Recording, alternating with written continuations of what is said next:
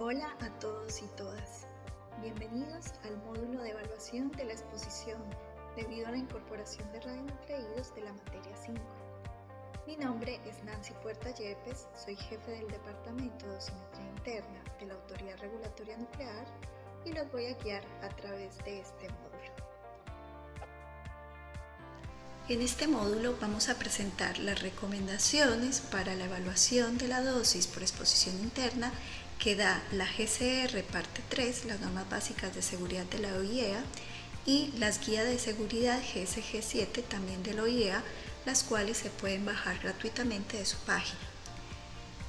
Primero vamos a ver algunas definiciones y conceptos de este módulo para poder evaluar efectivamente la dosis por exposición interna. Primero vamos a recordar algunas magnitudes de protección radiológica. Segundo, vamos a definir la exposición interna.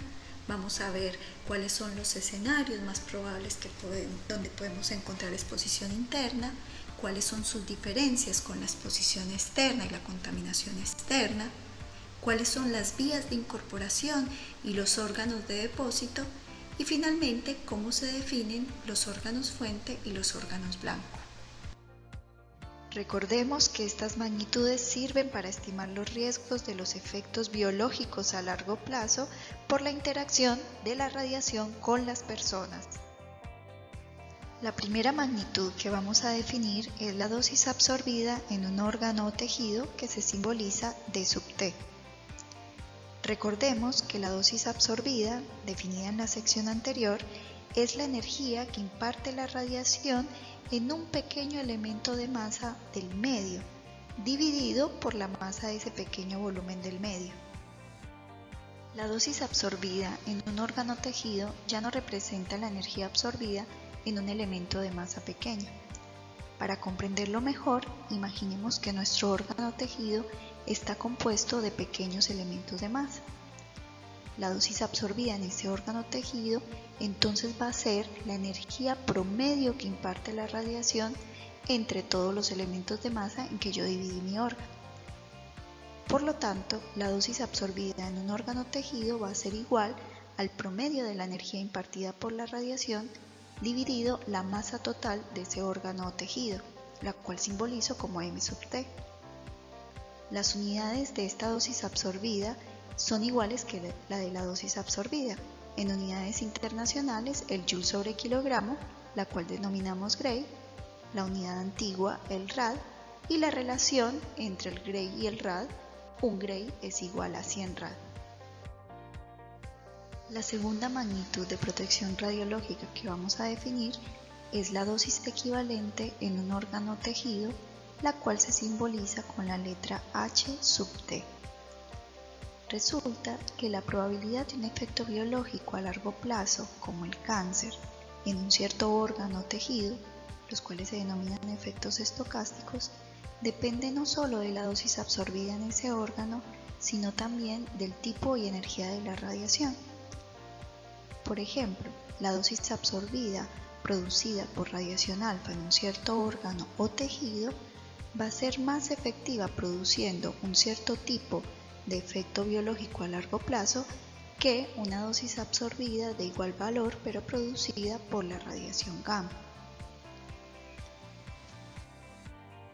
Para tener en cuenta que diferentes tipos de radiación tienen diferente efectividad para producir efectos biológicos a largo plazo, como el cáncer, en un órgano o tejido, se define el factor de ponderación de la radiación W sub R. Es así como la dosis equivalente en un órgano o tejido se calcula como la dosis absorbida en ese órgano multiplicada por el factor de ponderación de la radiación que produce esta dosis. Este factor de ponderación de la radiación W sub R es adimensional, por lo tanto las unidades de la dosis equivalente en un órgano o tejido en unidades internacionales siguen siendo el Joule sobre kilogramo. Para distinguirlo de la dosis absorbida, entonces recibe el nombre especial de Siever, que se simboliza con las letras SB. También existe una unidad antigua para la dosis equivalente en un órgano, el REM, y su relación con el Siever es que un Siever es igual a 100 REM. En esta tabla se presentan los factores de ponderación de la radiación para distintos tipos de radiación acorde a las recomendaciones de la Comisión Internacional de Protección Radiológica ICRP en sus publicaciones 60 y 103. Vemos que estos valores son bastante parecidos. Por ejemplo, en ambas publicaciones los fotones tienen un W/R de 1 y, por ejemplo, las partículas alfa, el W/R es 20. La principal diferencia en ambas publicaciones radica en el W/R para protones, piones y neutrones. Por ejemplo, supongamos que el hígado recibe 1 mg de dosis absorbida por radiación gamma. Para calcular la dosis equivalente deberíamos multiplicar esa dosis absorbida, 1 mg, por el factor de peso de la radiación para fotones que, como vimos, tanto la ICRP 103 como 60 nos recomiendan que tomemos un valor de 1 para este tipo de radiación. Es así como la dosis equivalente en el hígado en este caso sería igual a 1 milisievert. Ahora supongamos que para una misma dosis absorbida de 1 mg pero producida por partículas alfa, tendríamos que calcular cuál es la dosis equivalente en el hígado.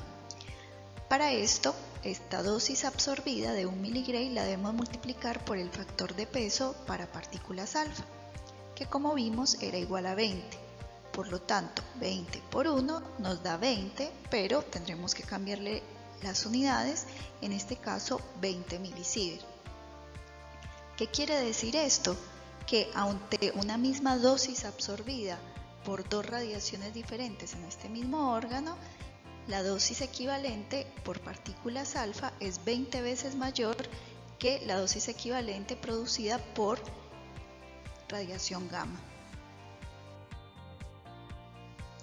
La tercera magnitud de protección radiológica que vamos a definir, y quizás la más importante, es la dosis efectiva. Esta se simboliza con la letra E. Resulta que la probabilidad de ocurrencia de efectos biológicos a largo plazo, como el cáncer, depende también de la radiosensibilidad que presenta el órgano o tejido irradiado. Para entenderlo mejor, por ejemplo, es más probable que se desarrolle un cáncer fatal de pulmón que un cáncer fatal de tiroides para una misma dosis equivalente. Esto quiere decir que los pulmones son más radiosensibles que la tiroides.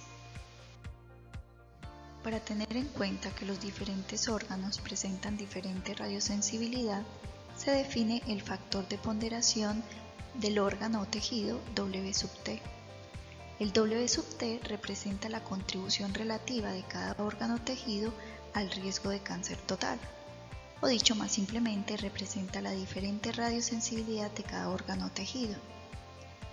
Es así como la dosis efectiva entonces va a ser la suma de las dosis equivalentes en cada órgano multiplicados antes por su correspondiente factor de ponderación para ese órgano o tejido. Las unidades de la dosis efectiva son las mismas que la de la dosis equivalente, o sea, el Sievert y el Rem.